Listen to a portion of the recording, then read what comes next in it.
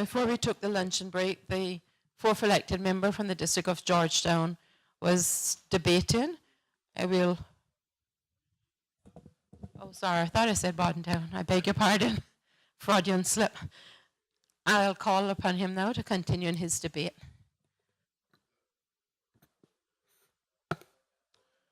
Thank you, Madam Speaker. That's an understandable mistake because I grew up in Georgetown. You have 1 hour and 30 minutes remaining. Thank you.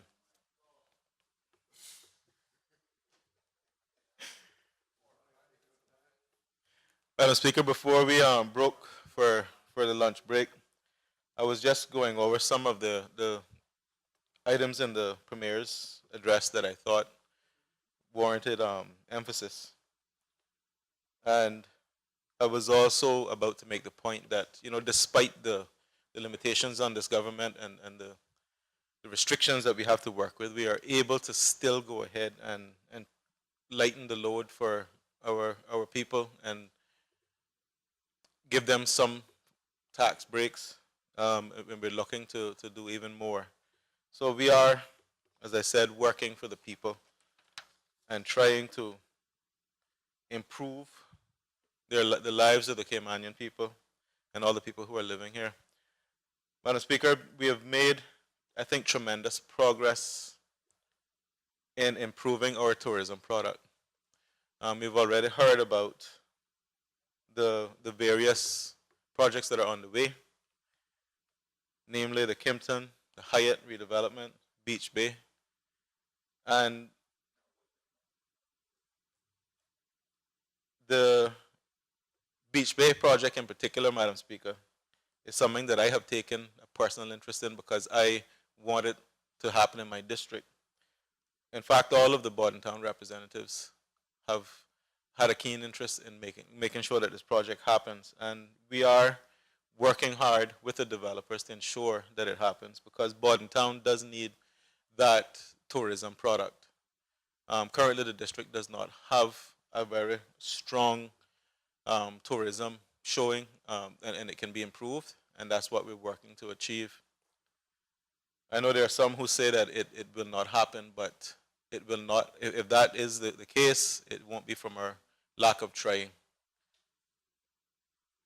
Madam Speaker, unemployment, as we've heard earlier, is down and continues to fall. I am still not enthused by the level of employment that we currently experience, but I am feeling that we are encouraged. Thank you. And I will continue to do what I can to play a part in reducing unemployment. I still meet with my constituents regularly and try to work with them to find employment. And Madam Speaker, that leads me on to more district-focused discussion. And before I begin that, I really want to take a moment to thank the first elected member from Bordentown for his continued leadership. He has been a mentor to me at the district level and caucus level as well, and he provides invaluable support and advice, and I thoroughly enjoy working with him, and I feel honored to be counted as one of the representatives in Bordentown under his watch. So I just wish to acknowledge his efforts. As well as my other two colleagues. I don't want to leave them out, Madam Speaker. They do work very hard with me, and we have a very dynamic and successful team in Bordentown. And I'm looking forward to the next 2 years of working with my colleagues.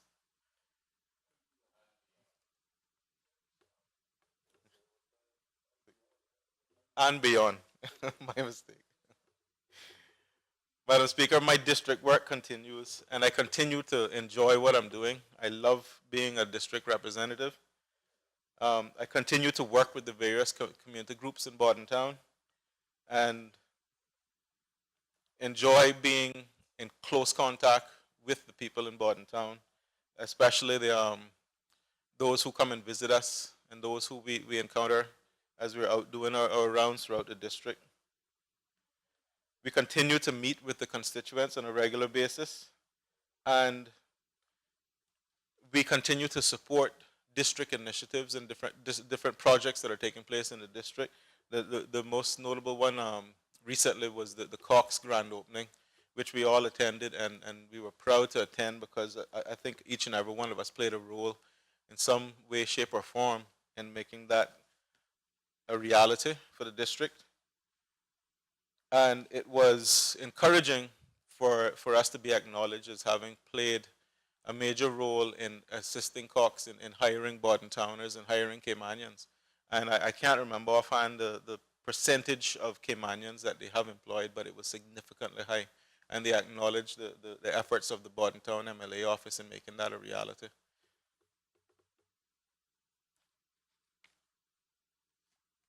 We have also increased our level of presence at the Bordentown MLA office, and we've added an office manager by the name of Mrs. Heather Bodden, who now works closely with us and is helping us to have even more contact with our constituents and be more involved in the community.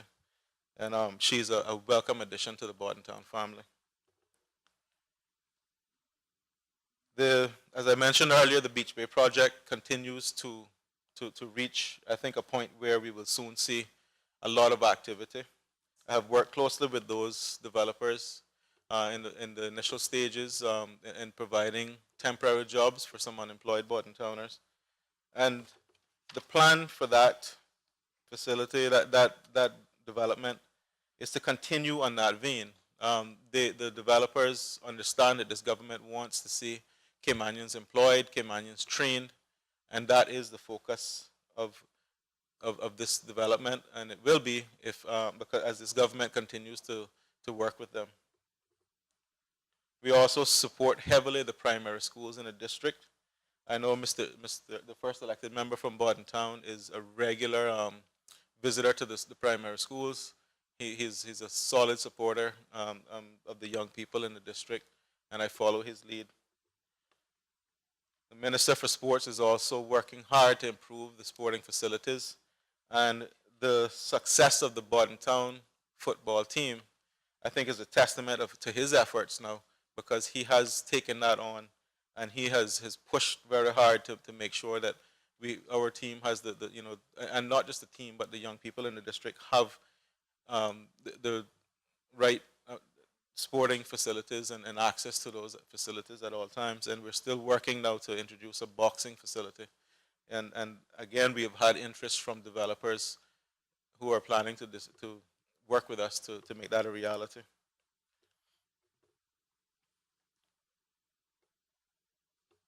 Just touching on my work in the Ministry of Culture, Madam Speaker, I have worked closely with the Deputy Chief Officer to begin changes around the Cayman National Cultural Foundation Board to make that board more focused and more representative of our local culture and entertainment needs. And those changes are now, I think, I think they have progressed now through Cabinet and are being implemented. And I was pleased to have played a significant role in that. And the Ministry of Culture, Madam Speaker, continues to play its part in supporting our young, up-and-coming, talented Caymanians. Just yesterday, we were able to get some assistance for Cottrell, who is a local artist, who is actually now he has been invited to Miami to perform at Best of the Best, which is a significant achievement for a Caymanian. He is going over there actually this week to represent his country. And that was made possible through efforts by the Premier's Ministry and myself working with the chief officers. And I'm extremely proud of him and what he is about to accomplish for himself. But that's the culture that we have created in the ministry. We want to help young Caymanians, and we want to give them the opportunities, and we want to teach them how to fish. We don't want to keep giving them the fish, Madam Speaker. We're teaching them to take care of themselves and make something of themselves and to craft their own lives and move forward.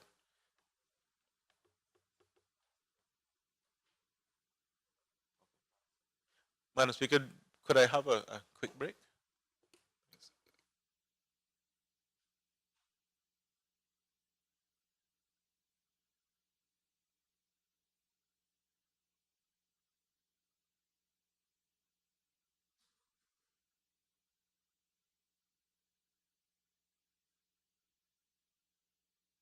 Thank you, Madam Speaker. My apologies. Also, last year, through the ministry, um, we were able to assist Mr. Stuart Wilson. He actually went on a world tour, and he has been spreading Caymanian music, his own style of reggae music as well throughout the world. He went as far as Thailand. And again, that is a young Caymanian, blazing his own trail, but with our assistance. And I'm proud to say that we were able to assist him as well. And he's recently returned home, and I actually was able to chat with him recently. And he is so appreciative of the efforts, and he is so encouraged, and he has progressed so far with his music just through that experience that I can only expect even better from him in the near future.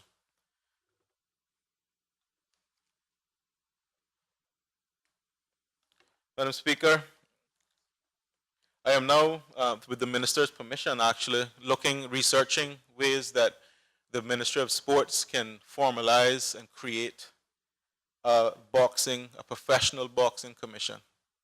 We do have a commission of sorts, but it has been a bit stagnant, in my opinion, for quite some time. And as boxing is one of my favorite sports, I want to spend some time exploring the possibility that we can actually create a professional boxing commission that will allow our young local boxers to look forward to the future with the hopes of becoming professionals and developing their careers, and without having to do what individuals like Charles Whitaker had to do, which is travel overseas all the time to get some exposure and get the fights. Cayman can become, as part of our tourism package as well, and sports tourism, we can actually become a hub for professional boxing if we get this right. It is a huge opportunity for young people or young athletes, and it is also a development that can actually create jobs, new jobs, specialized jobs, jobs that didn't exist before that Caymanians may have been interested in.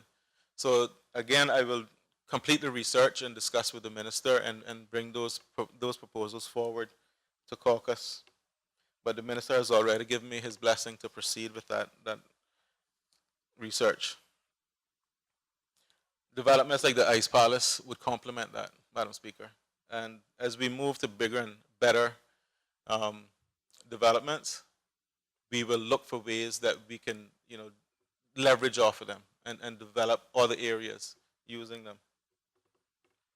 I know some people are skeptical about the Ice Palace concept, but if they look at the design and the plan, they will see that it's well thought out.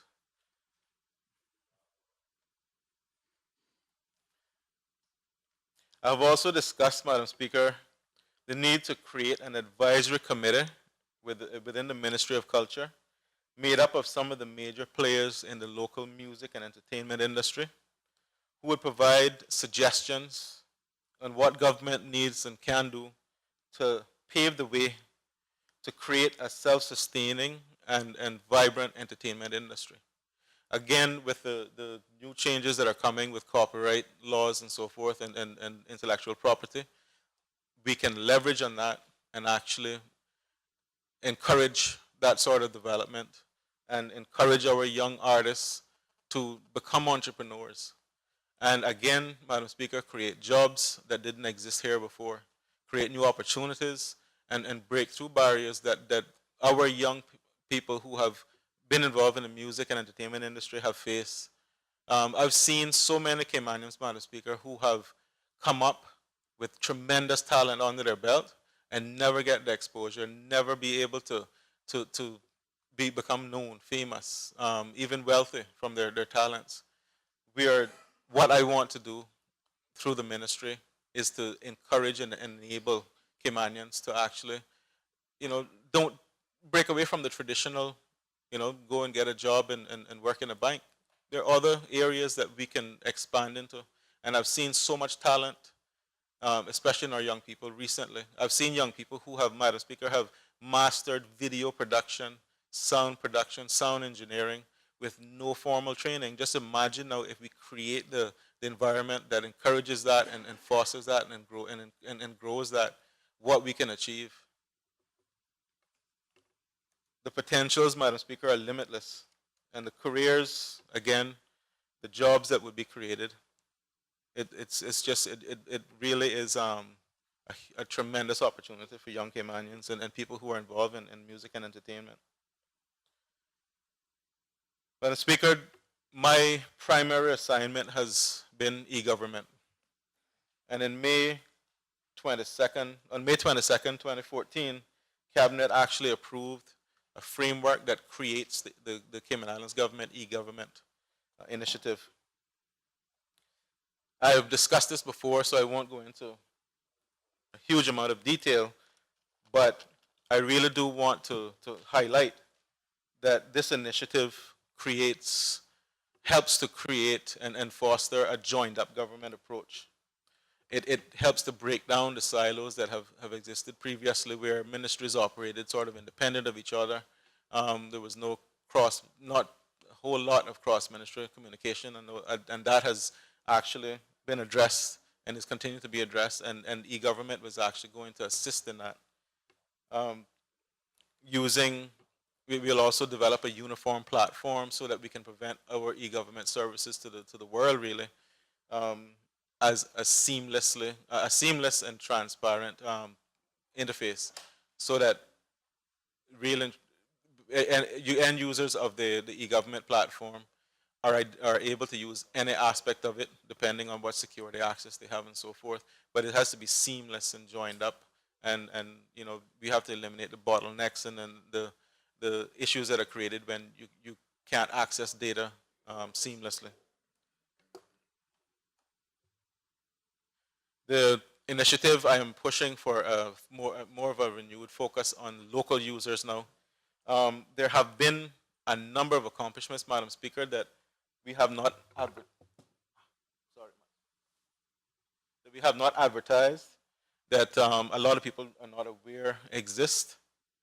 And just to name a few of those, I'll go through some of the services that are already available online via the Cayman Islands government portal. Birth certificates, death certificates, marriage certificates, vehicle licensing, driver's licensing, aircraft registration and licensing, vessel name reservations, education scholarship applications, NWDA assistance, planning inspections, company registration, Cayman land info, access to laws and judgments, library cataloging and book borrowing, immigration online, DOT cruise visitor conversion tracking, internal applications, trade and business licensing, and tax exempt certificates. All of those services, Madam Speaker, are currently available online. It's a bit of a shame that we have not advertised it to the extent we should have, but I can understand why, because we were building these things piecemeal, and the focus wasn't really on marketing, it was getting it done, getting the work done. I must commend the Deputy Governor for his commitment to getting these things done. Earlier this year, when the steering committee was created that supports the e-government framework, we actually selected a number of individuals who I consider to be experts in their fields. And the e-government steering committee now consists of 2 chairpersons, myself and the Deputy Governor.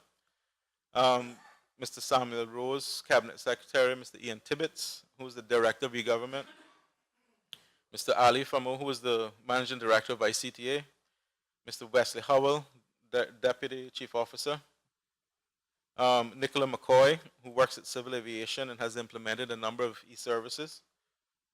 And also we have involved an external stakeholder, the Chamber of Commerce, and the representative from there is Mr. Will Panu. We've already had a meeting to establish the guidelines and move forward. And I am pleased to say, Madam Speaker, that we're making tremendous progress. And again, I wish to thank the Deputy Governor and his team for working so diligently to get this done so quickly. And I think, will achieve a tremendous amount in the upcoming months.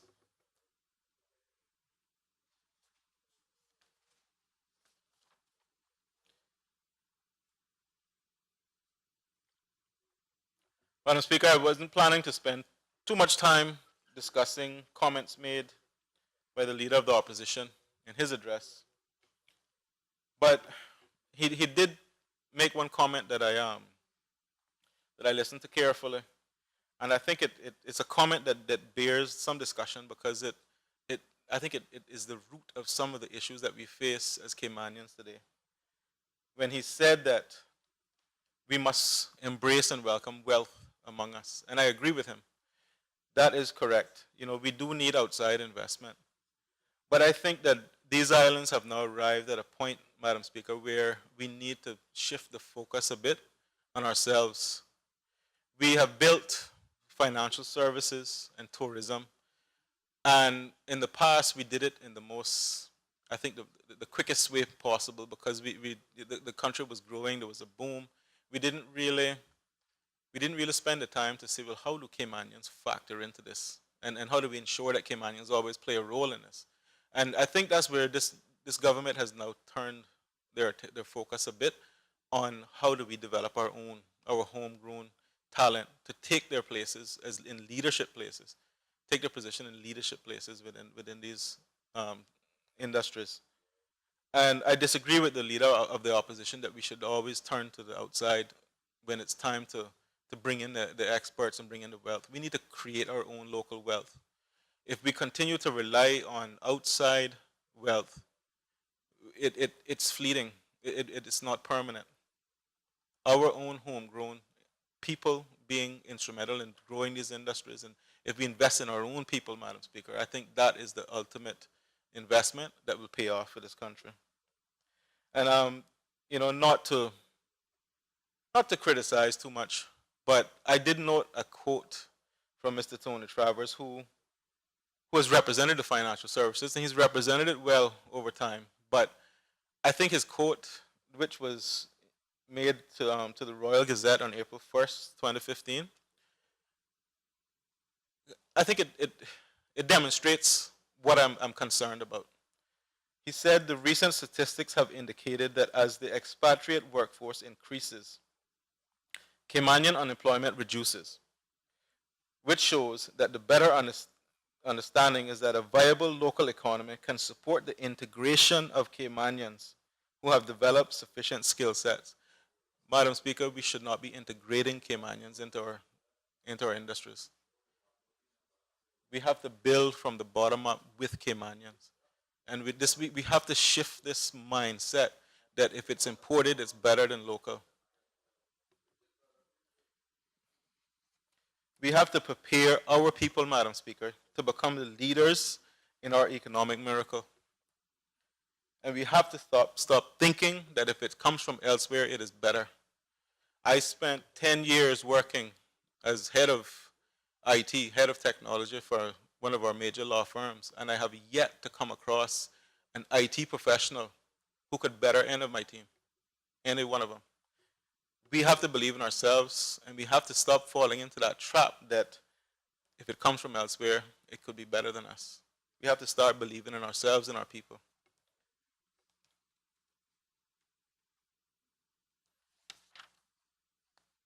The leader of the opposition also spent a lot of time talking about what he calls previous PPM government mistakes, Madam Speaker.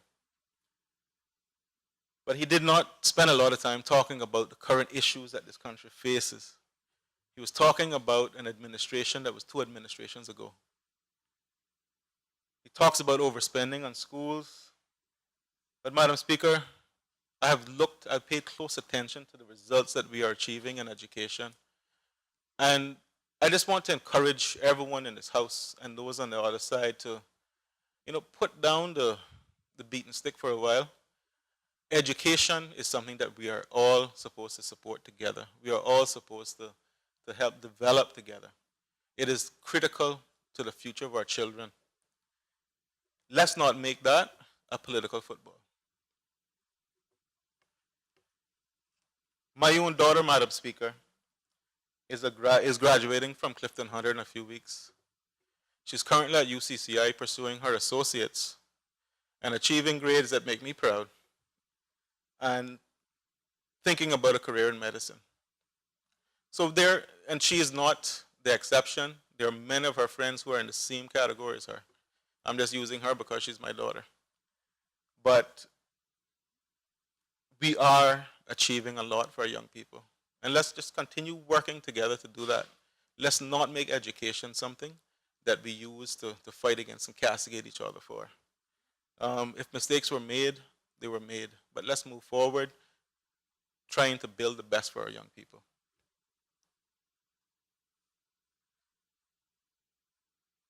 My concern, Madam Speaker, is for the young people in this country. I almost said young voters, but I can't say that because there are not many young voters. And that is the concern that I have. And I heard a talk show this very morning discussing that same problem, that young people are not voting, they're not getting registered to vote. The politics of personality are causing our young people to become disillusioned. They do not feel as if they're part of our plan. And some of them feel like this is a big game when we get in here and we spend so much time going at each other, fighting, nitpicking. The young people are watching. There's one right now, member of the Youth Parliament watching.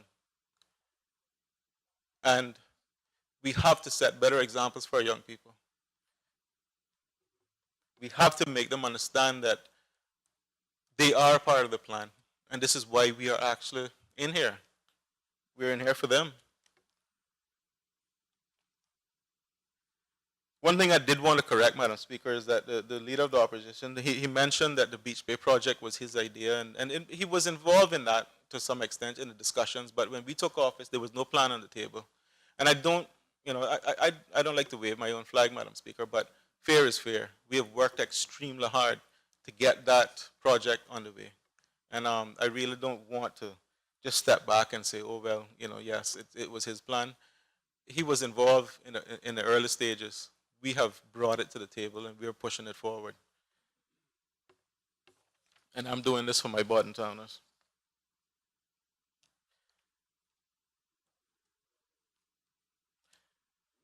The leader of the opposition, Madam Speaker, also accuses us of not reducing the high taxes that were put in place by his administration. I find that a bit ironic, Madam Speaker. And I'm not going to spend too much time pointing out why I find that ironic, but we are reducing taxes. And it's a bit facetious because in stating that, he full well knows that it is not easy to just reduce government revenue. Because once you create the appetite for that revenue, it's hard to just cut it off. So to accuse us of not wanting to reduce taxes when you yourself increase the taxes, you're being a bit disingenuous. But I'll leave it at that. But I really don't want to walk around with that on my shoulder, Madam Speaker, because I know that we are doing all we can to ease the cost of living for our people. And it really is unfair to make those sort of accusations.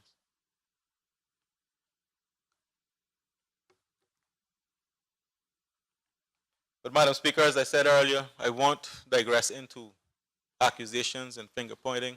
I made that clear when I was first elected that I plan to stand at a higher level than that. I'm here to do a job, and I'm here to do what I can for my country. And I'm willing to work with any member of this House if it means that at the end of the day, this country is better off for it.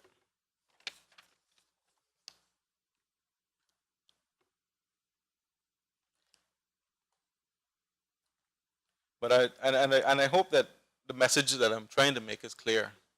We have people who are hurting, we have people who are suffering, and it is hard to focus on their issues if we're going to spend all of our time in here squabbling and fighting each other.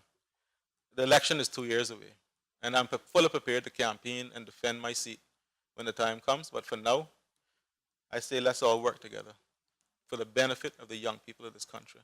This budget that has been presented is ambitious, it is reasonable, it is effective, and I think we should all get behind what the government is trying to do. I don't see anything in that budget that makes me worry, or I don't have any sleepless nights over it. And I hope that other members of this House, when they have the opportunity to ask questions and delve into it, will feel the same way. Our government, Madam Speaker, remains ready to help our people. And until the current situation with unemployment, and poverty is addressed, we're going to have to step that up, and we're going to have to continue the high level of assistance to people. And I know that we get criticized for giving out too much from social services and so forth, Madam Speaker, but we are representatives of the people, and the people at many times come to us for assistance because we are their last resort. And I've seen this time and time again. We have to be our brother's keeper. And so until the government is, the people are in a position that they can help themselves, we have to be there for them. And so, you know, I hear the criticisms about social services and what we're doling out, but honestly, I've seen this government become meticulous and very careful about what we do and what sort of assistance we give. And, you know, to hear the accusations that we cut scholarships, yet no acknowledgement that we're giving $10 million in scholarships. You know, it really bothers me, Madam Speaker. But on to more positive developments. I'm looking forward to a number of things that we will do in the next 2 years. And of course, first and foremost on that list is one person, one vote in single member constituencies. I have not wavered in my support for that, and I'm pleased that we are moving forward with the change.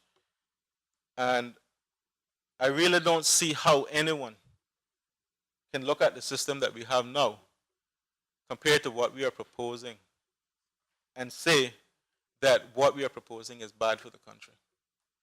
They enhance accountability for representatives, they increase representation, they increase responsibility, the increased level of democracy that is involved. I can't see any negatives in what we're about to do for this country and for our electoral system. The electoral reform was needed a long time ago, Madam Speaker. We have fallen behind other democratic countries in terms of representation and equality. When an individual can have 6 times more voting power than another individual, it is wrong. It is not democratic, and it has to be changed. It has to be addressed. And I don't care how many public meetings are held or how many petitions are signed, I will not change my position that this is the best way forward for this country.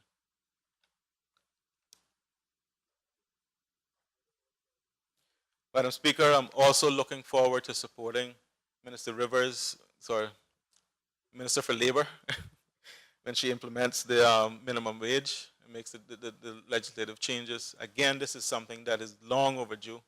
And I campaigned about it before I was even thinking about going into politics.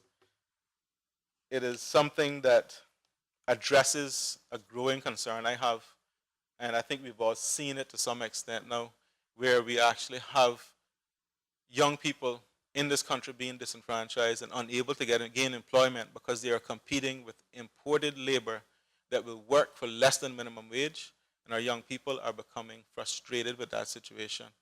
If it's allowed to continue, we will continue to see the removal of our middle class, the degradation of the middle class, and we will end up in a situation where we have rich and poor and nothing in between.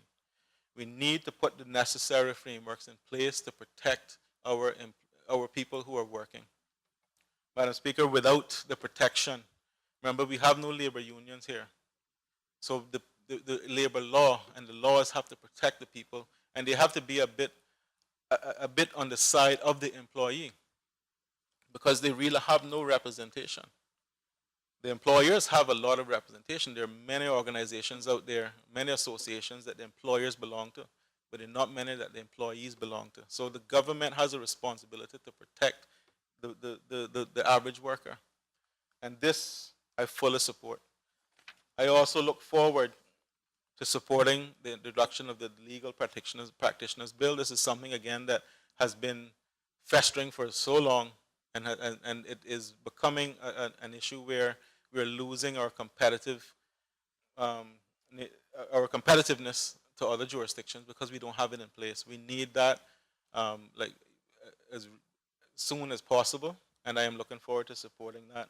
Obviously, there are some concerns that we all have that we have to continue discussing, but I'm looking forward to supporting the implementation of that bill.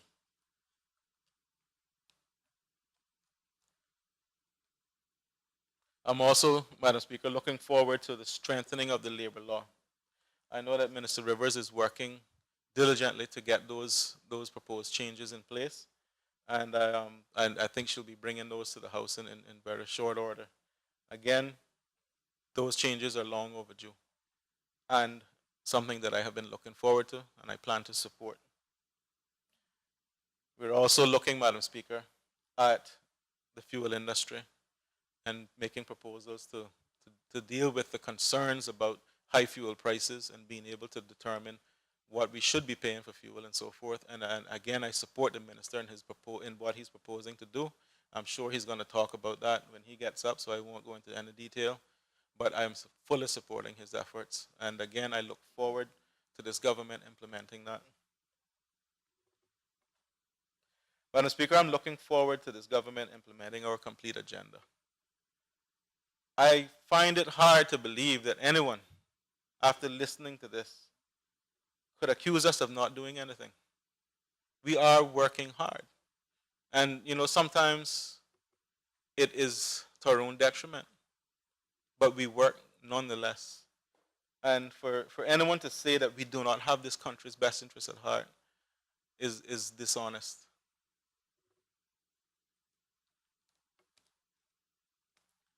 Madam Speaker, in closing, I just want to thank you and the staff here at the LA for continuing to do your jobs so well and for supporting this parliament. I think I've said to you personally how much I appreciate what you do, and that feeling continues. Thank you very much. I also want to thank the constituents in Bordentown who continue to believe in me and support me.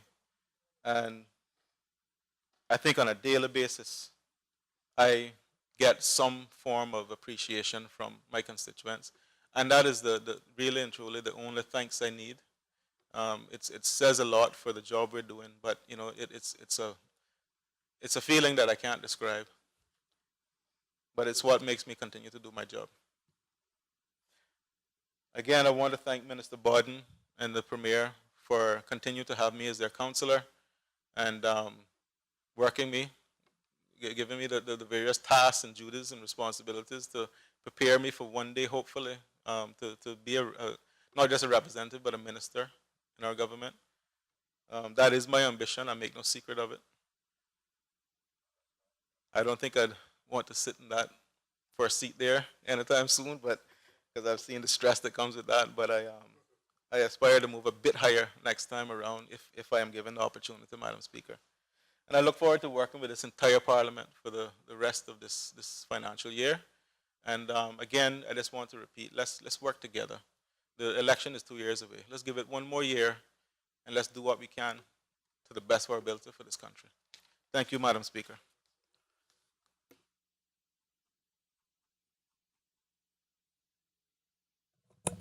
Does any other member wish to speak? Does any other member wish to speak? I recognize honorable member from the District of Northside.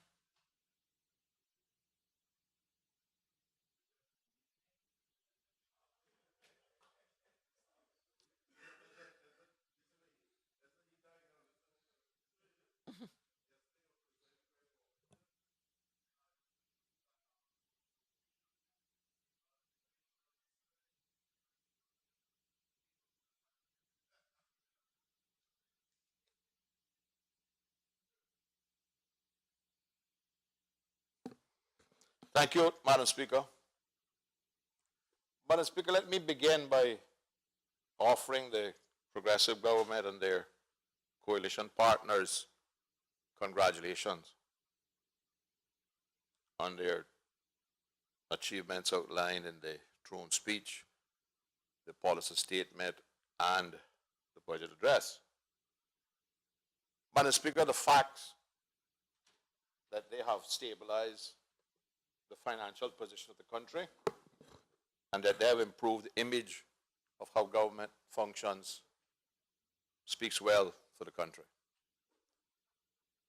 Now, Madam Speaker, since all members will spend most of their time debating what's in those three speeches, that is the throne speech, which is very little, the policy statement, most of which, in my view, should have been in the throne speech, and the budget address.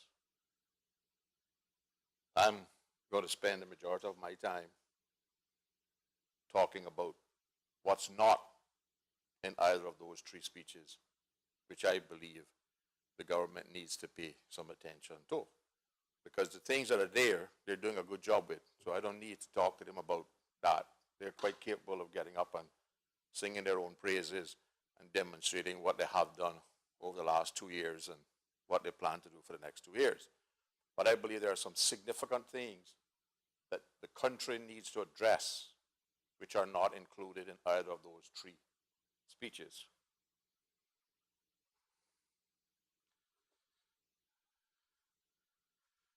And of course,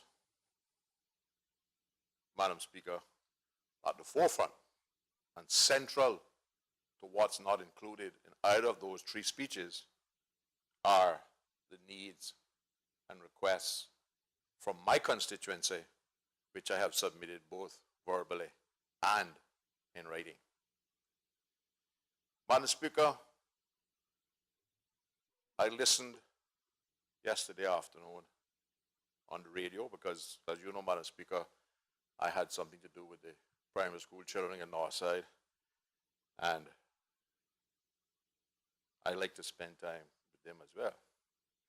But I listened with awe, admiration, respect, envy, and yes, a good amount of jealousy to the Deputy Premier as he outlined and boasted of all the provisions in the budget for his constituents to Cayman brag. And I congratulate him. And little Cayman. But Madam Speaker, I could only lament, cry. You can still hear it in my voice, man. My throat is sore. Be ashamed that as a representative of Northside, I cannot do the same here today for my constituency, because search as I may in those 2,000 plus pages of documents, it's hard to find much about Northside.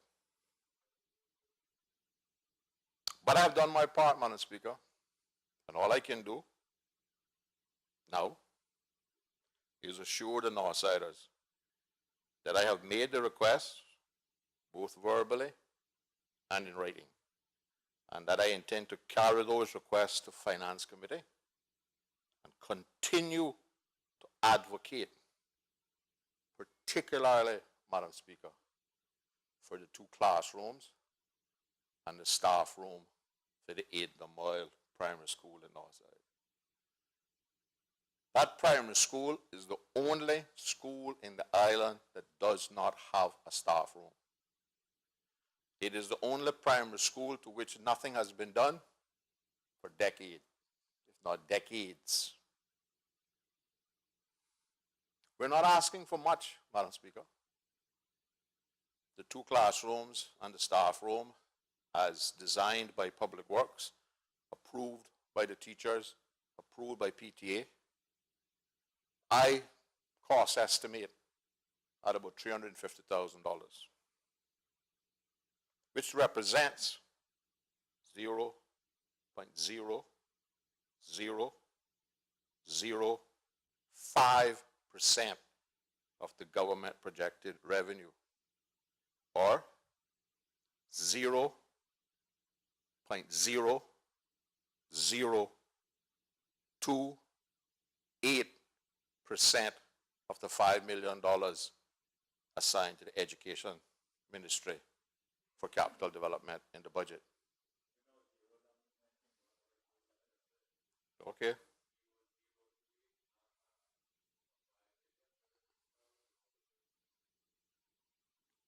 Or 1.75%. No, I'm sorry. You're right. You're right.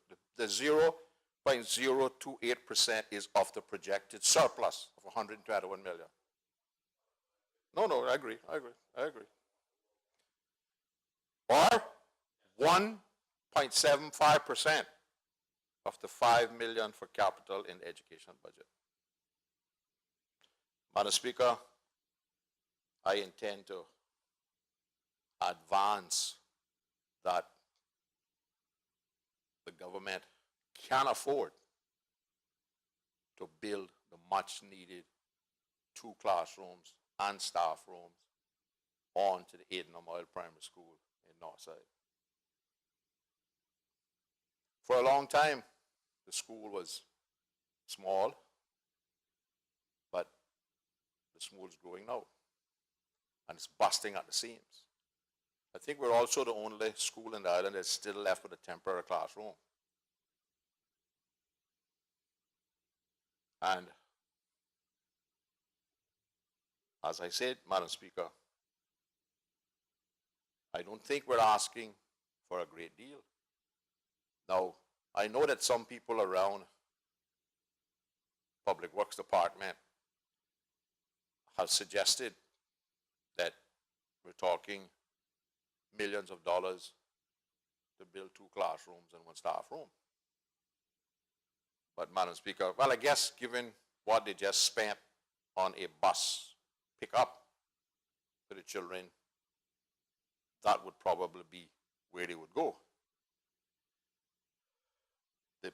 We asked them to build a shelter, not a bus shelter.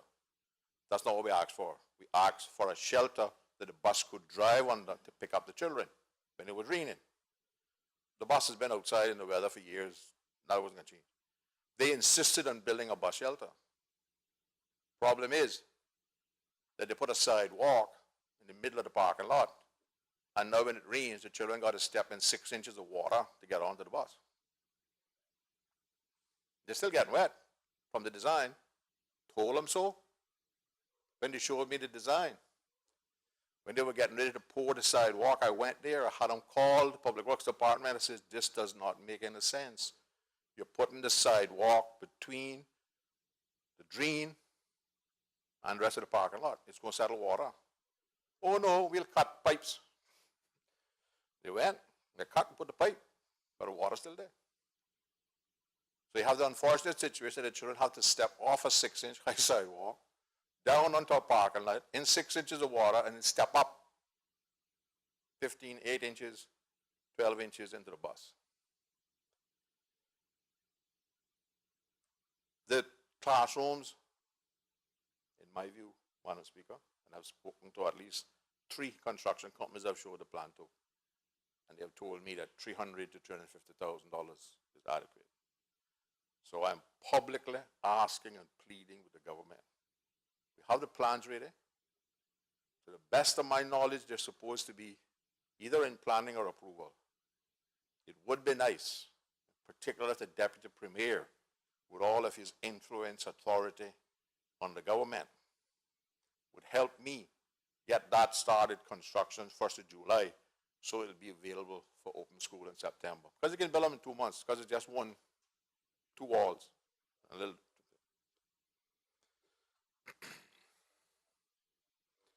And Madam Speaker, the PPM put the name, deservedly so, of Miss Edna on the school.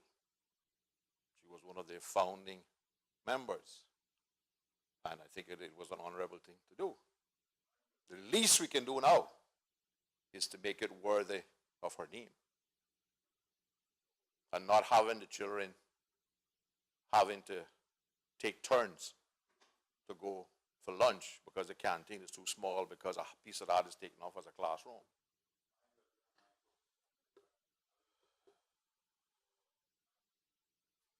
Now, Madam Speaker, the government expects, and I believe that they will, get us compliant with the PMFL in this coming financial year. And that is no small achievement. Madam Speaker, and they deserve the kudos for that. I don't believe that building the classroom on the north side would have prevented you from getting there, though, you know. Okay. So, you're going to hear plenty about that classroom today. Until somebody gets up and says, we can give it to you. So, but the question I have, Madam Speaker, is, yes, it is good to become compliant in all stuff in this financial year. But what then? What are we going to do for budget year 16, 17 in order to address some of the needs that the country has, become non-compliant again? Because, Madam Speaker, I have always said and I always believed that those ratios are far too narrow and limit government's ability to function. None of us in this House, Madam Speaker, can operate our homes the way we're expected to run the country. If none of us could borrow more than 80% of our annual income, we wouldn't have houses to live in. But it's an accepted thing. You can go beyond that because stretch it over a period of time because you will enjoy the comforts of the house while you're paying it back. None of us could build a house if we were limited to 10% of our income to service the mortgage. So, Madam Speaker, what I think the government needs to do, now that they've achieved that, is to go to the UK and say, listen, we need to make some changes here. And I think they have to do one or two things. They have to make the ratio as a percentage of revenue higher, or, which is what I would recommend they do, is link it to gross domestic product, which is what most countries do. Because when you link it to revenue, any drop in any of government revenue heads could lead to becoming non-compliant. But if it's based on the gross domestic product, it is more general and it is also a much larger amount. But I don't think that that is too generous a limit to say the 10% and 80% is of the gross domestic product as opposed to government annual revenue. Because, Madam Speaker, the country has some needs that needs to be addressed, which are not in this budget. Or the throne speech, or the short speech from Her Excellency the Governor.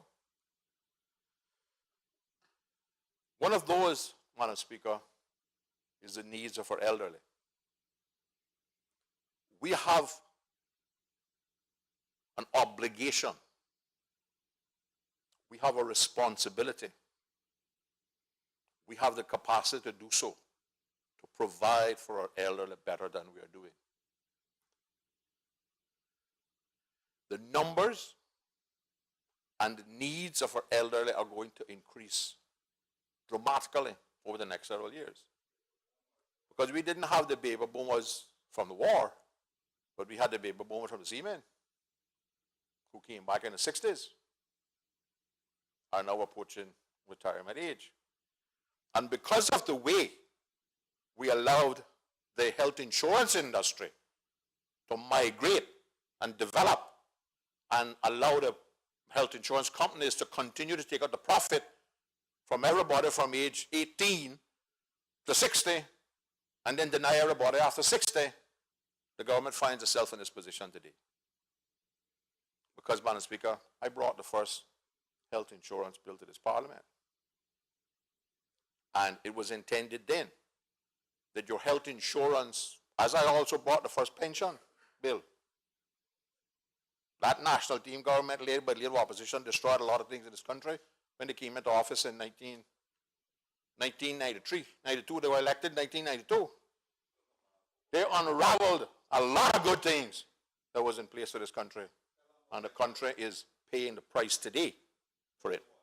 Because had we left in place the pension plan that was there, people first thing, you would have had 8 years contributions more than what they had to do when they retire. And you would have had a pension. Because that pension plan called was more like a social security. Don't care who you work for, you got a number, that's what you paid into. So it was easier for the individual to manage it. What's happening to Caymanians today is over their lifetime, they're working for 3, 4 different companies, paying pensions into 4, 5 different companies, and at the end of the day, they ain't got nothing.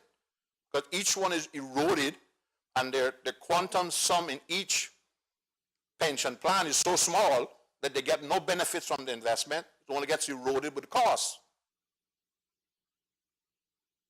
And just like your pension should have been, your health insurance should be part of your retirement plan so that you get the benefit of the young people working, because your premium is spread over the young people and everybody. One of the big problems with health insurance in this country, we do not force the insurance companies to sell group health insurance. They sell individual plans discounted on numbers. Big difference, Madam Speaker, between those two things.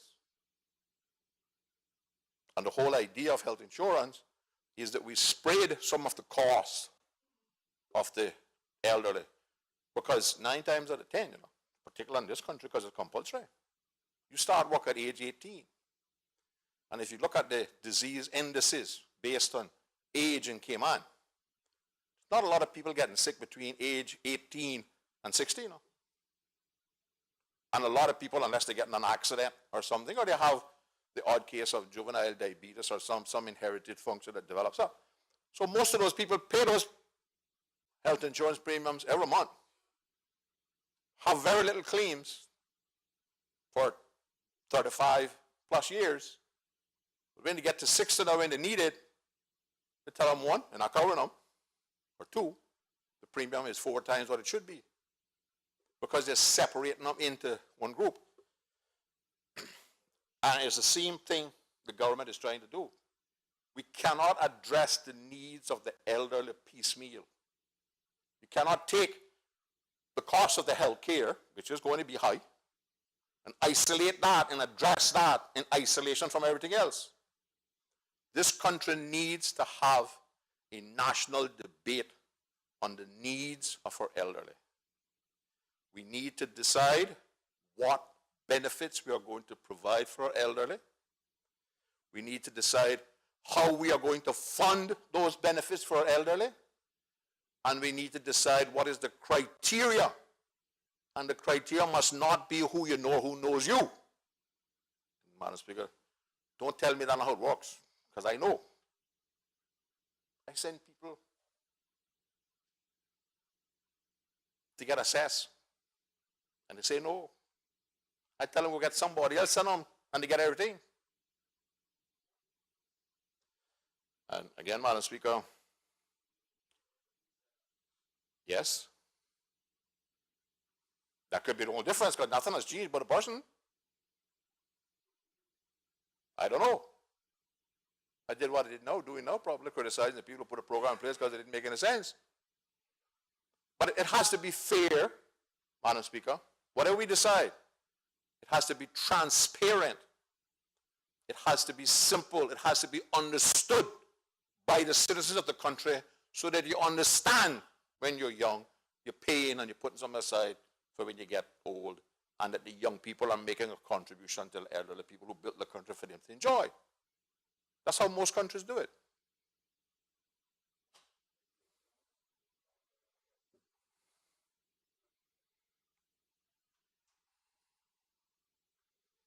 So, Madam Speaker, the government made mention in their throne speech, as did the Deputy Premier and the Premier, about the hospitality school, which is a good thing. I'm a little concerned that it's at entry level though, and that we got to be careful that we're not creating another piece of paper that a Caymanian must get in order to get a job cleaning a room or stacking liquor in a bar. Because, Madam Speaker, the only people required to have qualifications around here is Caymanians. And don't you wave your hand, Mr. Deputy Premier, too early, because the government board that you all appointed, called the Business Staffing Plan Board, and the Immigration Department, approved the permit for top management in the tourism industry, 0 qualifications in tourism, 0 experience in tourism, and allowed him to replace Caymanians, not 1, not 2, not 3, but up till this week, who are qualified, who have experience, and who was doing a good job. So it's okay to have people and to prepare our people to enter the industry. Time to do something about those already there with 20, 30 years experience, master's degrees in hotel management, bachelor's degrees in hotel management. And every hotel on 7 Mile Beach managed by a foreigner. Difficult, Madam Speaker, from where I sit, to practice Cayman kind if you can't speak English. Madam Speaker, don't tell me now. See, I'm shaking the head that he can speak English. I got table this, Madam Speaker, I gave it to him to photocopy. I don't know where he is. This is an ad in the Cayman Reporter, issue 7, the one Friday, the 8th, Thursday, 14th of May 2015, under the picture of a lion or a lioness and a crown called the Ritz-Carlton. First ad, English as a second language instructor. Now, Madam Speaker, explain to me how people in this hotel who can't speak English can get a work permit in this country. It is so bad that they're advertising for an English as a second language instructor. Madam Speaker, I can read the ad for the public, just in case they didn't see it. Part-time, average 3 hours per week. Specialists required for a 4-time contract to help employees improve their professional and service English language skills. Member from Northside, it's your intention to table it as your Yes, ma'am, I gave the charge copies. You need to request it, then I can order it. Okay, Madam Speaker, I would like to table this ad by the Ritz-Carlton. So ordered. I got it. I don't need.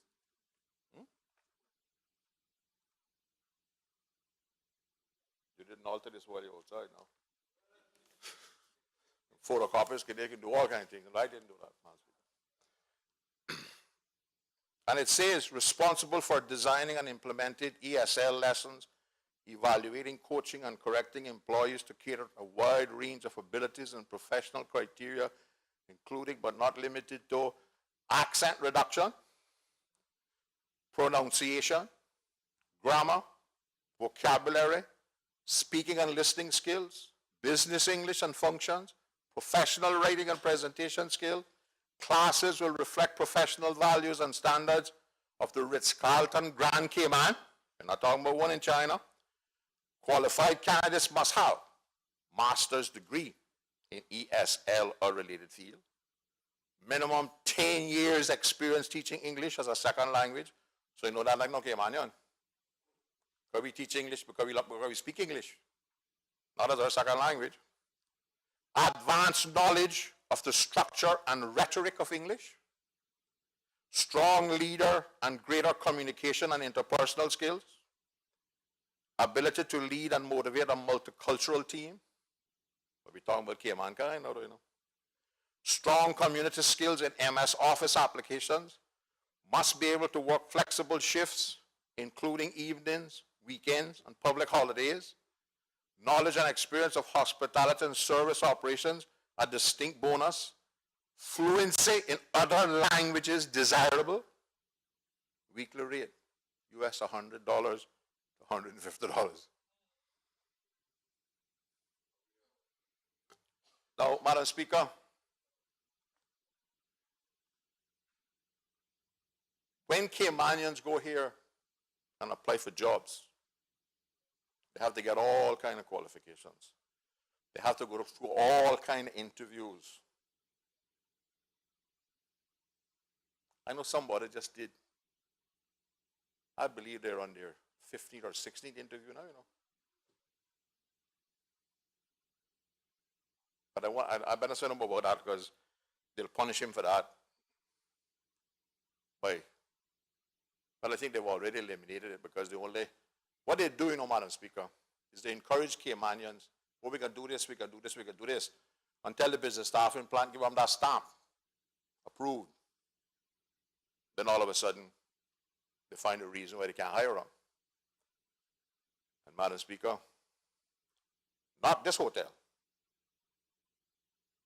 but we were told by the PPM government when we did the TELEP amendments to the immigration law that they were bringing in a $20,000 fine. Remember that? The people, if they didn't tell them Caymanians applied for the job. I think they had at least one complaint that was borderline, and I don't think anything was done about it. But again, can't unveil my source because they will be completely blacklisted if they knew that. But, Madam Speaker, the point I'm making want to make to the government is this. Yes, we need to train Caymanians for the industry.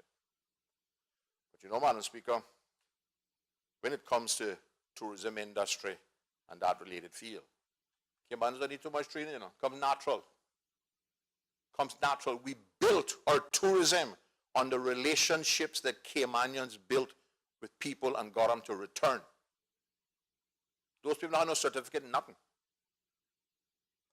The greatest growth in the tourism industry in this country occurred when every single hotel on 7 Mile Beach was managed by a Caymanian.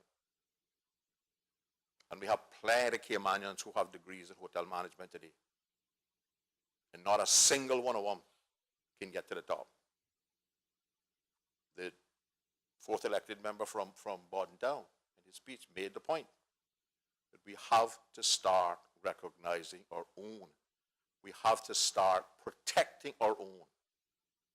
We have to stop allowing these people here to come here and give us these excuses why Caymanians cannot fill these top positions. Because it's not going to put them all at the bottom.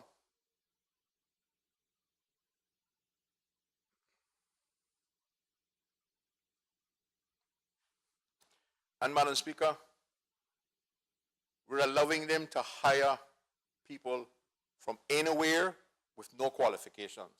But a Caymanian shows up and fills out a form. First thing they got to do is go pay $25 for a police record. And then they got to have all sorts of certificates to clean hotel rooms or to work as a bartender. Most Caymanians have no problem bartending. They watch their aunts, uncles, and everybody just drink all their life. They know how to mix drinks. That's like mixing drinks in Cayman, like cooking Cayman food. Some of the best bartenders this country has ever seen had no formal training,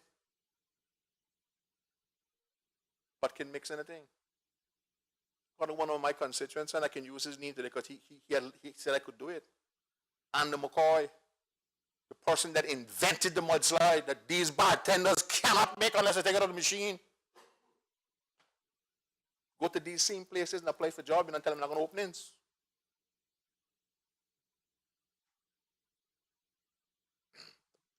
You know that thing that the courthouse, I got to be careful here I know too. The lawyers trying to suppress through the courthouse. I see the Attorney General looking at me about that information, FOI. I got some good information in it. I was shocked to see the amount of permits that institutions in my district have. Because every time I send somebody, they say, don't need nobody. Including Andy McCoy, he went to everyone. Not a one would hire him. Don't need nobody. But if you go there, they got Filipinos, all nationalities.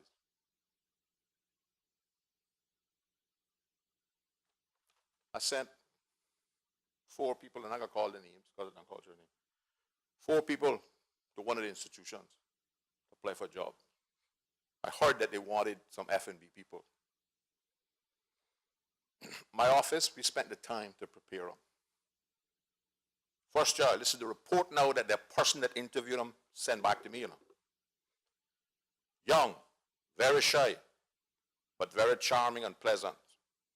She's interested in a possible position as a greeter in the restaurant or in the retail sales in the gift shop. No positions available at this time. But they got sulky people that walk around doing the same job, Second one, most experienced of all 4 interview candidates, sees himself as a senior tech for an IT company in 5 years, would be willing to work as a server, as it would allow him to meet people and network, intelligent, carries himself well, and seems very organized, but has no actual hands-on F&B service experience. Possible consideration for employment as an F&B server. They never gave him no job. Third one. Also very experienced in employment history, but with no actual F&B service experience. Clearly a very intelligent lady, quick thinking and pleasant. Possible consideration for employment as an F&B server. No jobs. Fourth one. Very pleasant young lady, but with no F&B service experience. Would recommend she look for employment in daycare area as she seems to enjoy working with young children. No position available at this time. Now, Madam Speaker, these young people spent a week in my office, putting up with me and other people, telling them the things they needed to do for this interview. You see the reports. But yet, you can get somebody from California who goes to license a tricycle, one of them little bicycles that they got a motor attached to them. That's why I call them tricycles. And the person licensed it said, you sure you won't be riding this round Cayman? Oh, he said, that's all I can afford now, but I don't know where else I won't have a car. Say, oh, well, you're working, you're here on a work permit? Oh, yeah, where's your work permit? What, working at the Ritz-Carlton? Uh-huh. Well, working there as a bartender? Oh, well, you must have lots of qualifications and experience in bartending to get a job at the Ritz-Carlton. No, me, I never worked a day in my life as a bartender. My friend got me the job there. What did I say? His friend got him the job there. Now, that's true, because he never had no reason to, he didn't know who he was talking to or anything else. But these young people, not going to openings. And you're wondering why the young people are getting frustrated with what's going on in this country, Madam Speaker. They have good reason to be. And I know the Compass will be writing me up next week about my revolutionary stuff.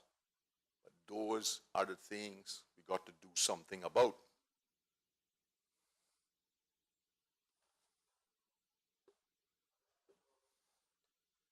Now, Madam Speaker, the government, and I just heard the fourth electman from Bordentown talking about the shift to e-government. It's a good thing. It's a good thing. But Madam Speaker, I was around when government established computer services. You remember that one? Computer services. Government was going to be paperless, remember, in 3 years. We were going to reduce staff, right? We will have everything in order. Every year. Not only did the civil service increase and they use more paper, but computer service itself increased. I think it was started 88 or 89, somewhere around there, if I remember correctly.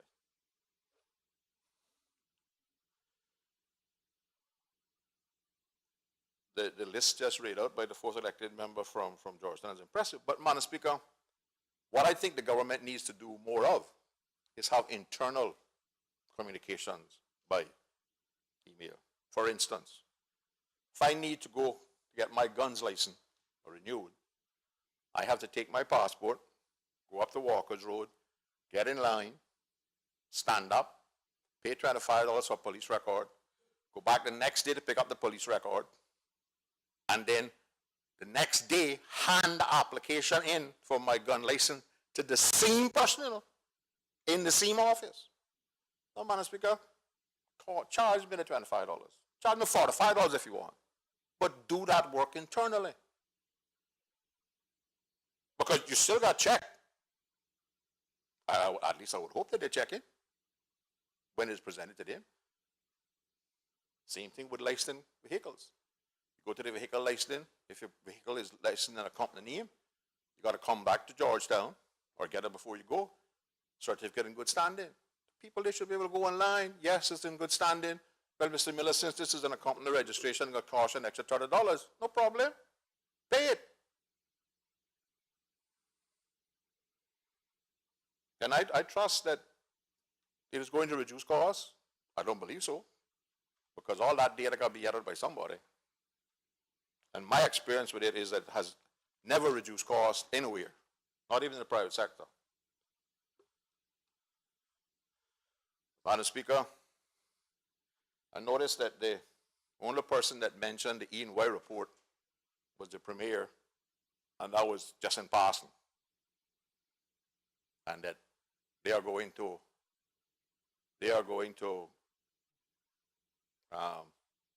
produce their own report of the things that they want to do. And Madam Speaker, this is my position. The Deputy Governor sitting right there. When he invited me to a meeting, I told him in front of E&Y, this is an exercise in futility. This is a waste of money. The government has to make the decision before you bring in E&Y. What are you going to privatize? Once the government has made that policy decision, then you hire somebody like E&Y to tell you how to privatize it and get the maximum return from it. Because we didn't tell E&Y we wasn't going to sell Radio Cayman. So they recommended you sell Radio Cayman. We didn't tell them we wasn't going to sell the Water Authority, because they recommended just look at selling it. So I said from the beginning, and I still say so, the government itself must make policy decisions. There are some things in government that I believe could be privatized, but don't fool yourself. It is not possible, or it's going to be in very rare and few instances that you are going to be able to privatize a service that government currently provides and provide a service cheaper by the private sector. Very few, if any. Because I tried privatized garbage collection in 1989. At that time, we were charging $25 a year, something like that. And if I remember, the lowest bid that I got back was $50 a month. So while the Chamber of Commerce and the media likes to badmouth the civil service about how they're inefficient and they're ineffective and they waste and all this money, all that ain't true, you know. Ignore that. Right? There are many services in the civil service that are being delivered efficiently and effectively. And I'm telling you here today, without fear of successful contradiction, that the private sector cannot do it cheaper or more effectively or more efficiently. But it's a good beaten stick. And we've got to be careful how we subscribe to these things that are being pushed, just like the pension plan. It was the Chamber of Commerce that hijacked that, you know, and made it the rubbish that we have today.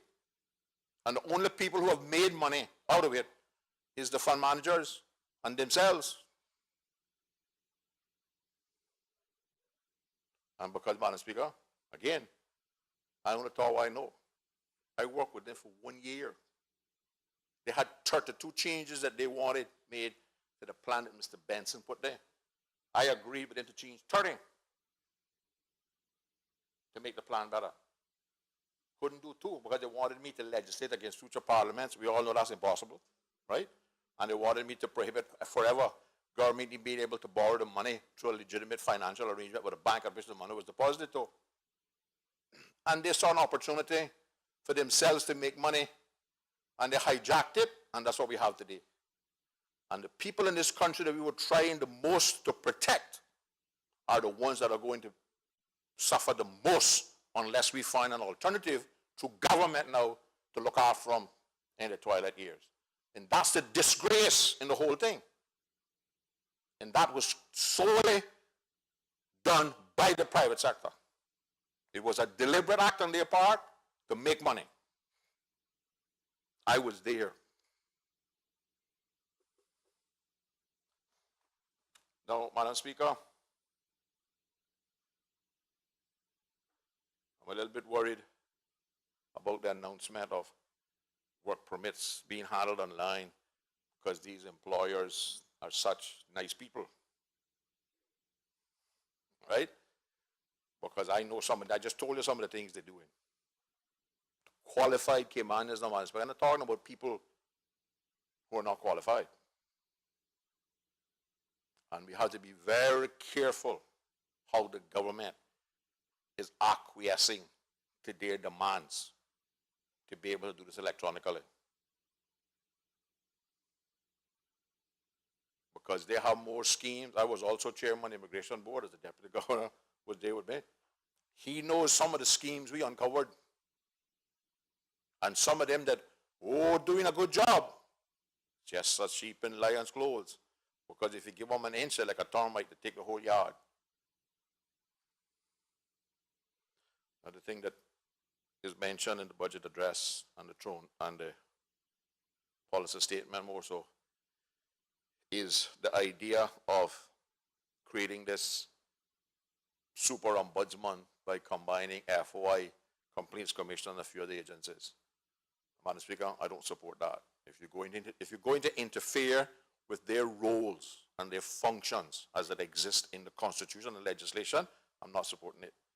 If you're talking about them being able to have access and use same reception staff, etc., I can support that. That's a sensible thing to do, which is why I don't support the government knocking on the glass house to give it to somebody to make a park. I think the glass house would make a wonderful regulatory facility. Cayman Monetary Authority at the 2 top floors, these agencies down below, space for the Auditor General, space for the DPP, and all those they're paying rent now. Because if the glass house was in such bad shape that it was condemned, my question is, how could it possibly have survived I-1? And it did pretty good in I-1. Some of those buildings that planning certified as being hurricane proof went down. And it has to make more long-term economic sense in my view, is to repair that building. You still got plenty of green around, you can make park if you want, you know. If Uncle Dart wants to donate a park, put around it, we can still do that. It would look pretty, right? As long as they look like one north side, got to look like a desert. But you can put some colorful plants and whatnot in it. Because that is too big an asset to destroy it. And it has historical value. That was the first, as I recall, when Mr. Bush opened that, he said then that it was the first all aluminum and glass building in the Caribbean. And we got to stop destroying our heritage just by knocking out. The Public Works Department condemned it in order to get the new building next door. We got a new building next door. We needed that anyhow. We couldn't get out of that. So let's find out what needs to be done. Fix it, and you don't have to fix it all one day or 1 year. You can do it in phases. Big complaint was they didn't have an external stairwell. I don't see an external stairwell on the one that they now, on the new one.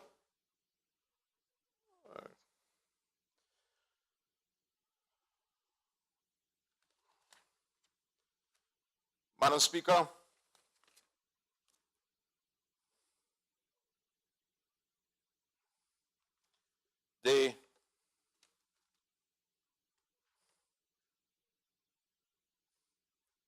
one of the things, glaring, and one that concerns me the most of being omitted, other than the elderly, from either of those 3 speeches, is any relief for Caymanians losing their houses. Because, Madam Speaker, we have to do something about what the banks are doing to Caymanians on the mortgages. In the last 3 months, I had different people come to see me. One case, they had a house that the court had set the minimum on 10 acres of land, $750,000. Signed a private deal for $500,000 and put the rest onto another piece of property. Another one came to see me. They bought a duplex on an evaluation of $575,000. For various reasons, Madam Speaker, in this economy, and because have got too many work permits, Caymanians can't get access to some of the jobs that they need, although they're qualified for them. People got in trouble with the bank. Now the bank has gotten an evaluation for that house for $370-something thousand, which just happens to be equal to what they owe the bank. Kind of convenient, eh? And they've got a house up for sale for that. So they've removed that $200,000 equity that the Caymanian got in the property. Third scenario, guy bought 2 lots of land, built the first house out of his pocket, no went to no bank, had $180,000 in cash, decided he wasn't getting no interest at the bank, so he built a house to sell. Borrowed $200,000 more from the bank, built a house valued at over $600,000 by his evaluator when he was doing the bank, right? Bank foreclosed on his $200,000 because he was in the construction industry, couldn't get any work. He had to sell the house for $250,000 just to pay the bank off because they were threatening to take all 2 lots. And you know, Madam Speaker, no bank in this country will give you more than 80% of equity. So we don't have the situation that we had in America where they're borrowing more than a house is worth. The bank secures itself a 20% cushion in the value to start with. They will not lend you more than 80% of the asset. They take every asset you got too. And then they want personal guarantee on top of that, so that if they sell it from below the amount, you're still stuck with the balance. Because most Caymanians believe that if they owe the bank $200,000 and the bank sell the house for $150,000, they don't owe the bank nothing. Oh, boy, you still owe them the $50,000 for your personal guarantee. And they can put that on any property they found in lands and survey and you won't even know about it. Or there might be court doesn't write their letter and tell you after the fact. Government needs to put some regulation in this. At a minimum, the regulation should require that if I borrowed money at 80% of a house that you agreed was valued $500,000 and you got foreclosed, and that's where we can start, $500,000. You can't start at 300 because you got some evaluator to give you an evaluation now at 300 because you want to sell it to your friend.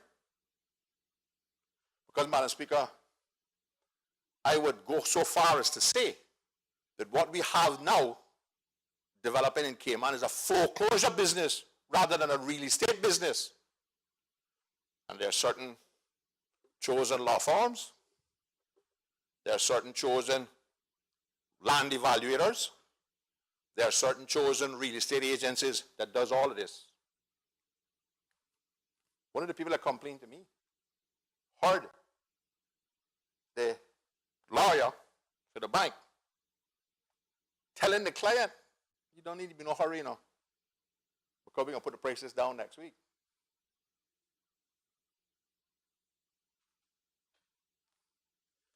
If you think this price is too high, just hold on till next week. We're going to lower it some more.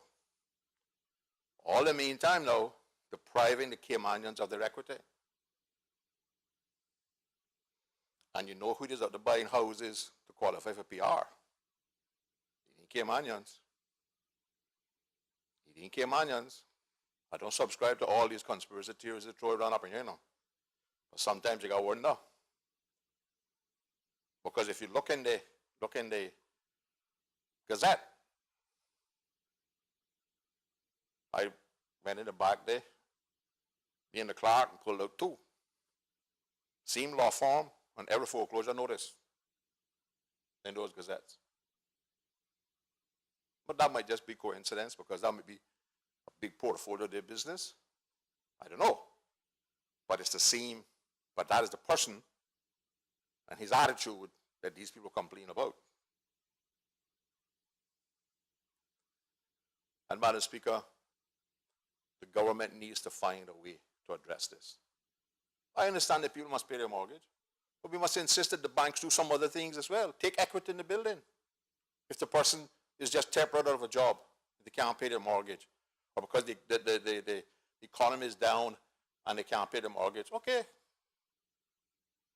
Let the thing go up and the bank take equity as an alternative to foreclosure and selling it so the Caymaners have nothing left.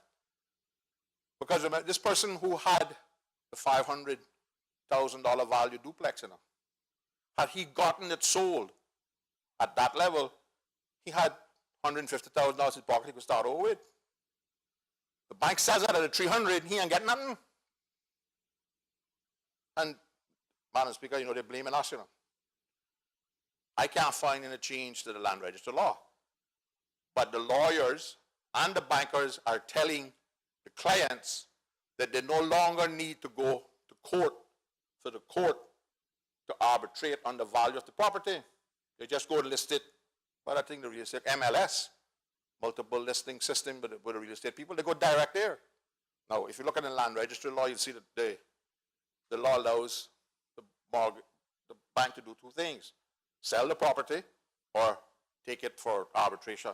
I don't remember the exact legal terminology, right? But they're saying that we changed the law to allow that. I can't find where we made any changes. Now, maybe there's been a position and the banks are now representing that in the mortgages, that they don't need to go to court for the court to fix. Because there has to be some independent arbitrator in this process. You can't have the bank who I owe the money to selecting the law firm to prosecute me. That's right, that's normal. But they shouldn't be allowed to select their realtor to undervalue my property and then select their own real estate company to sell it.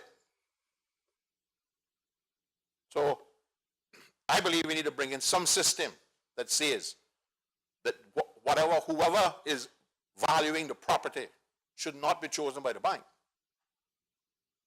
Because in one of these cases, Madam Speaker, the person could show me the bank's evaluation, which they had to unveil in court, and he can show me an evaluation from the person, the same company that valued it when he purchased it, and their evaluation was still up about 500. He got another separate evaluation, which valued the property close to 500, 400, or some $1,000. But the bank has one that its chosen evaluator, $370,000, that's what they insisted to be sold with. Now, I'm not a lawyer, I'm not a banker, but I know my people are hurting, and I know it's my responsibility to do something about it. Secondly, Madam Speaker, shame on the banks again. The government says it wants to do things to help small businesses. In a small business in Cayman, the most expensive thing is banking. It cannot be reasonable for me, on a small business owner, to deposit a check in the bank and the bank take 4 days to clear it. That's absolutely unconscionable because the bank is making money on that check before they clear it. I saw one small business person, Madam Speaker, a couple of weeks ago, deposit over $30,000 in checks. Some from government, right? And the bank will not honor, she deposits on Wednesday, and the bank will not honor payroll for that person on Friday because the checks haven't cleared. It's 4 days. You look at it, you see it. Yeah, but it don't need to, it should be hours. It should be automatic now in this day and age. You can go to the US and put a check into the machine, a photo of it, and get instant credit on your account. Why do we need 4 days? Same thing with your credit card. You go in, you pay cash, right? But you got to wait 24 hours to get credit. Well, worse than that, Madam Speaker, my bank told me the other day I went in to pay my credit card, the cash. I said, the little clerk looked at me and said, well, Mr. Miller, now, you need to understand it. You can't do this anymore.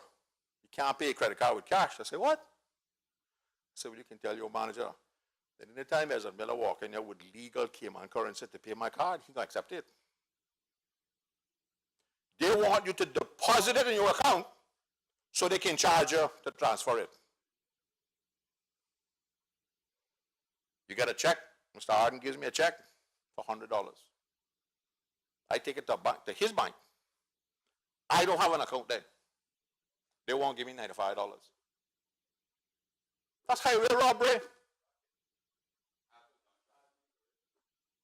Because I don't have an account there at the bank. The small businessman only getting. That's probably the profit. The $5, that $100 check is probably the profit. They're now starting, Madam Speaker, I understand, to charge the small business people for depositing cash. There's a fee for them to count the cash.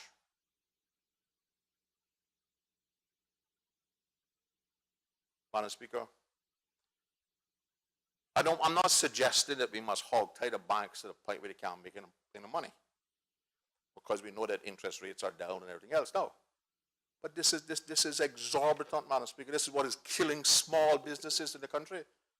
You imagine a person on a fixed income from government, and they go with a government check written on Royal Bank to some other bank, and they can't get the full amount of the check. Well, I tell them, say, listen, when they tell you that, tell them, no, you call Mr. Harden, because he come in and give me that $5, because I'm not leaving this window until I get my 100. And every time you say 100, you say it louder and louder and louder and louder. They'll eventually give you $100 just to get you out of the bank. So, Madam Speaker, these are the things that I believe the government needs to do. Oh, let's not go down that road, right? But this is the kind of things that is making it difficult for small businesses. The other thing, Madam Speaker, I tried to get the UDP government to do it. They wouldn't do it. I recommended it to the PPM 2 years in a row now. Every bank in this town, if I walk in with a US dollar, they'll give me 80 cents. If before I get out of the bank, I decide I need $1 back to sell to Mr. Harden, and I go back and cost me 84 cents. Now, Madam Speaker, as far as I know, Cayman currency is fixed to the US dollar. Now, any other currency transaction, I don't have a problem with it. The government needs to take that 4 cents and fund CIDB with it. The best guesstimate I can get in the financial industry is somewhere between $25 to $35 million a year. You put that over there in Cayman Islands Development Bank, you know, cost you no money to get it. They can lend it to small businesses for 2, 3, 4% on proper things, and we can help people. Because the banks ain't not supposed to be in that business. Now, when they introduced it in 1968, the argument then was because the Cayman currency was new, and they needed to have a cushion to make sure it worked. Cayman currency has been around a long time now, and it's one of the most stable currencies in the world. And Madam Speaker, in some of these instances, we have to be brave. We have to do what is right by our people. We can't go and borrow money to fund CIDB at 10% and expect to lend it on for 6 or 8. I mean, that's what Ron Polo Patterson did business. He used to buy from Dr. Roy and carry up, they'd help the people and sell it to them cheaper. Right? Right? But I think that's a good, if you want to be generous, split it around 2 and 2. You're still looking at 15+ million a year put into CIDB, and you can use that then for education scholarships and put a proper scholarship fund there and all those kinds of things we can fund it with. Because they're making a lot of money on it.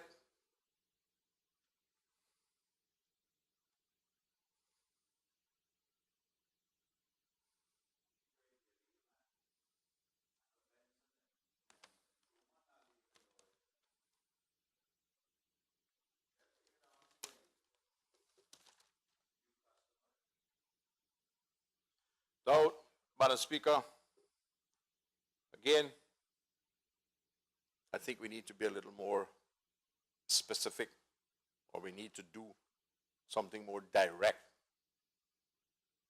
about the cost of fuel, which we all agree affects everybody. and it affects the cost of living.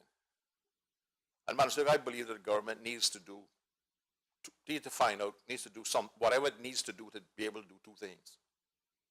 They need to be able to determine what the landed cost of fuel is here. And that has to be through some process, whether it's cost, insurance, and freight as a duty, as opposed to per gallon, or you simply say that it only allowed X percentage on markup on the landed costs, and you have to demonstrate the landed costs to the ERA or whatever, right?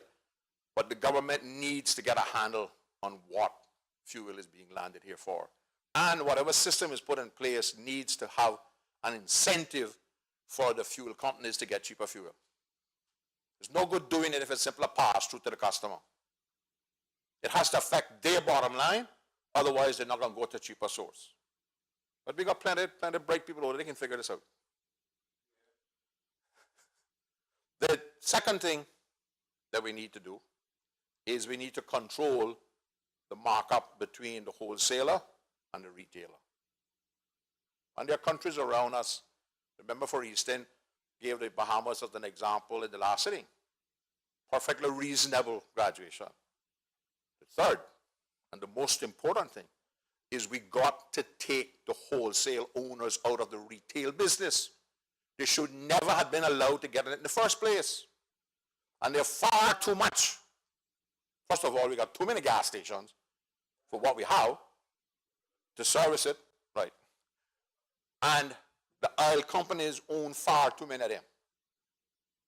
Because they double dip on us. And they're going to encourage the retailer to keep the price up, because the higher the retailer keeps the price, the more money they make. So we need to take them out of this, tell them that they have 6 months, get rid of the stations. Get them out of the system. Some time ago, I think it was the, what board she was chairman of, she shook them up a little bit by threatening that. But they backed off because, I'll tell you on the sidebar, I don't want to do it over there. Right? Because those are the three things, Madam Speaker, that I believe we need to find a way to do. At least we can then justify to the public that we have done something and that this is what it cost and this is what the markup is, and it's not unreasonable. Because we could be accusing them wrongly, I don't know, because I don't know what they're paying for it, other than what you see on the internet and stuff like that. You know, I know one thing, they don't take long to adjust it. They don't take long to adjust it upwards, but boy, they'll take a long, Mr. Anything, long time to bring it down, right? I must add, Madam Speaker, that I don't think now with Soto proposal will help price of fuel, because that equation don't make no sense to me. I don't see how a company can come in here, invest $140 million in a tank farm in East End, another $10 million in a dock, $350 million total, right? Bring the pipes to Georgetown, have to have another tank farm in Georgetown to receive it, because they can't pipe it to the gas station. I don't think so. I wouldn't recommend that they do. I guess they can, but I don't think the government should allow them to do that, right? And somehow they're going to be able to sell fuel to Caymanians cheaper than two companies who already paid for their infrastructure. Something not right there. I think we need to find a way to legislate, if necessary, that these two existing ones address it, and anybody else coming in will be equally affected. Madam Speaker, again, not a lot is said in any of the three speeches about the crime problems. In Northside and East End, we keep being told we don't have no resources. We provide additional resources. They start something, it's working. They take it back because they need a resource somewhere else. We need to get a handle on this crime thing.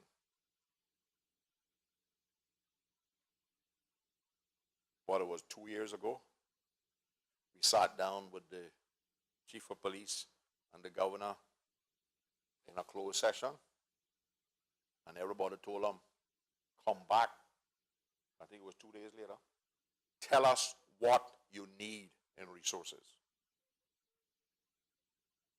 As far as I remember, we gave them basically everything they asked for. But we still didn't get no help north side and east end. Now, at some point in time, Madam Speaker, we have to deal with the administration of the resources you're provided with. Now, if you can come here and tell me that you need this resource to do this, I'll agree with you. But when I give you the resource now, I expect this to be done. Having given you the resource now, if you don't do what you said you could do, then you need to be sent home. Simple. Because obviously you have the capacity to manage the resource I gave you. And Madam Speaker, we cannot affect crime in East End and North Side by having one car drive through it twice or 3 times a day with the windows locked up and the policeman on the cell phone. And they got music going inside the car too. Because we can get to that in Finance Committee and them fancy vehicles and they're still buying. And they tell us here last year, and we're going to fleet vehicles. I see people that are not driving around dog and on leather seats. And I see some fancy trucks.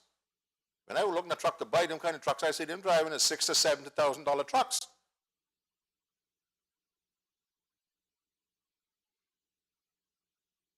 So, Madam Speaker, I'm not a policeman. But I know that when there are police presence in my community, crime is down. If you doubt that, Madam Speaker, go to Rum Point any Sunday afternoon. Any Sunday afternoon. When the police are there, in amongst the boats, whether on their wave runner or their big boat, everything is nice and calm. You can enjoy the evening with your children. As soon as the police go, they come right to the bow of your boat and roll the spliff right up in front of you, you know. Then you almost had duck your children on the water so they don't get they don't get high off the ganja. Why can't the police stay? Where they go in? We had a team in East End that was working good. Disbanded because you needed help in Borden down.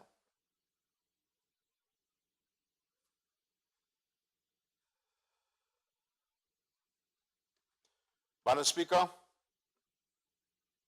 we talked about unemployment, and the government says it's going down. Well, the figures that I get don't say it's going down, but because in the latest report that we have from the Minimum Wage Committee, employment in Cayman is 9-point-something%.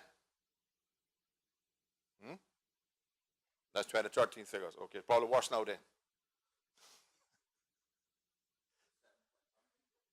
So, but Madam Speaker, as I said earlier, I am concerned and I support anything the government wants to do to help people get in to employment situation. But we have to do something about Caymanian professionals already in employment. We can't have a situation, Madam Speaker, where we have 14 Caymanian doctors, all of whom wants to specialize. And some of them have been waiting 10 years to get some assistance. And they don't want no freebie, you know, Madam Speaker. They will pay back what it costs. They will pay the opportunity. They will pay for it. But they can't get nothing from the Education Ministry. HSA can't tell them. The Health Ministry won't do nothing about them. And by the way, Madam Speaker, I'm hoping that when we get to Finance Committee, because every member in Cabinet knows I brought it to you all. I brought it to you all. I asked you, I begged you not to support it. This idea of the board and the CEO of the HSA applying for the HSA to hire institutional licensed doctors, nurses, pharmacists, lab technicians, everybody. Now, Madam Speaker, I hope that that is dead. Because if that happens, Madam Speaker, every Caymanian in the healthcare field can pack up their shit and go home. Because there's only one reason for that: cheap labor. Because that's why it was done. And remember, Madam Speaker, I stood here on the floor as I'm in your presence. You were in the government. And I told them the worst piece of legislation I ever seen come to this parliament was that piece of legislation that created those institutional doctors for this country, when people like myself and others had fought so hard to raise the level of professional health care coverage in this country.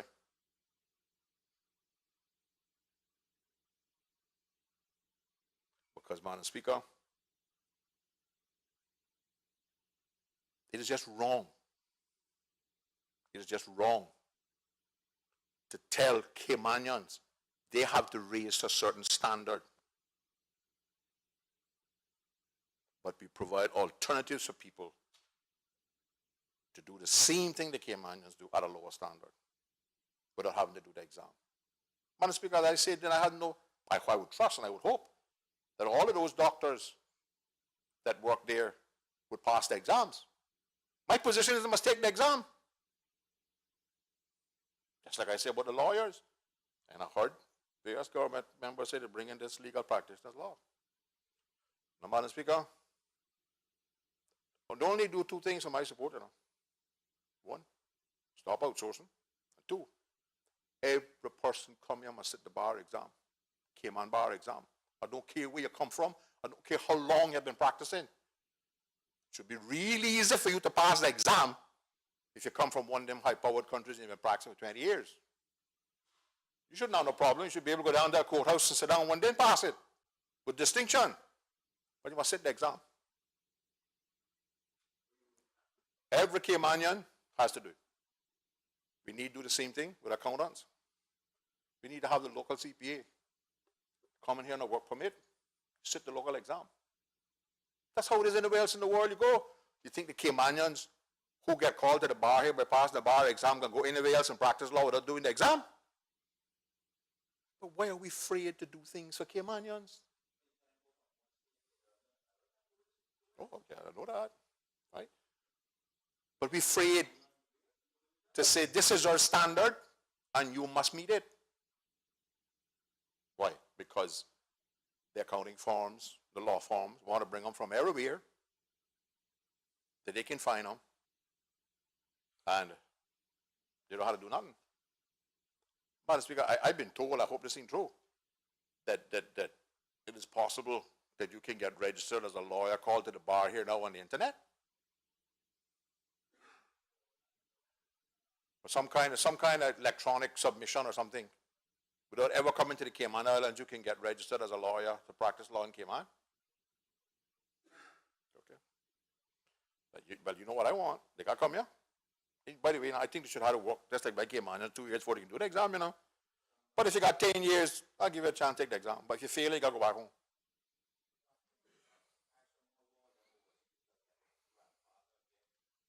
So, Madam Speaker, the point I'm trying to make, Madam Speaker, it is Cayman is so advanced in the financial industry, both in banking and legal area, we need to start creating our own local qualifications. My friend Eddington Powell has been trying for 25 years to create the Cayman Islands Institute of Finance. You want to be a banker? We can do it under the Monetary Authority, not difficult to do. You do your academic qualifications wherever, you come here and you get the Cayman banking license. You want to be an accountant? You go and you do your academic anywhere. You come here, you sit the Cayman CPA. If you're a registered, you're a Canadian with a CA or whatever, you come here and sit the exam. If you're so bright, because that's what they tell us, the Caymans are not bright enough to hold these top jobs, these people shouldn't have no problem passing the exams. Same thing with the healthcare professionals.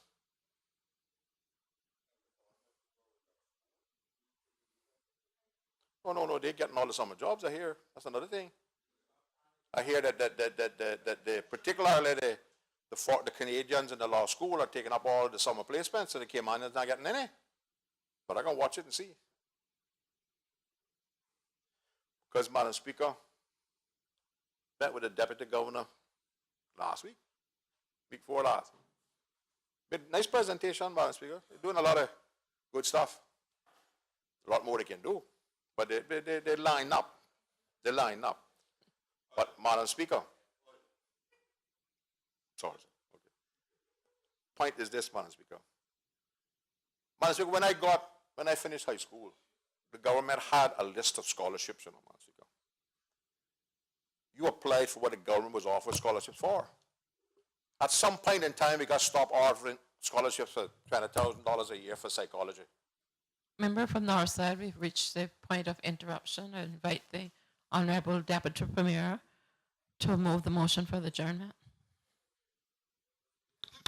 Madam Speaker, I move the motion for the suspension of Standing Order 10-2 that we may work past the hour of interruption. Do you have an indication whether it's going to be until 6 p.m. or what time? Yes, Madam Speaker. The question is that Standing Order 10-2 be suspended to allow the House to continue to work until 6 p.m. this afternoon. All those in favor, please say aye. Aye. Those against, no. No! I believe the ayes have it. Can we have a division, please? Madam Clerk, please call a division.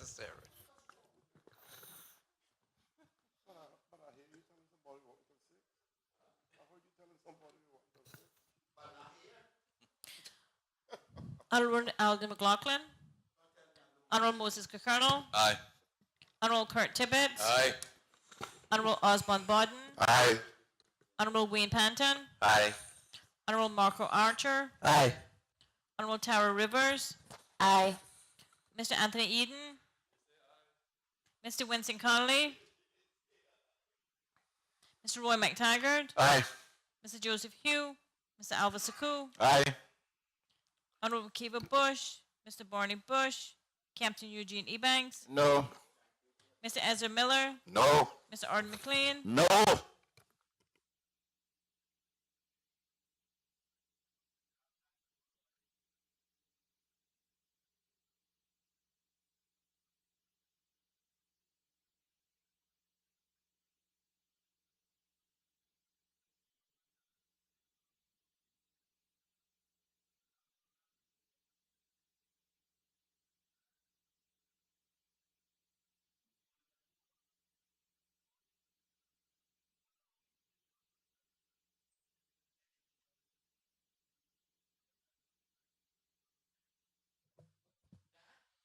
The result of the division are as follows: 9 ayes, 3 noes, and 5 absentees.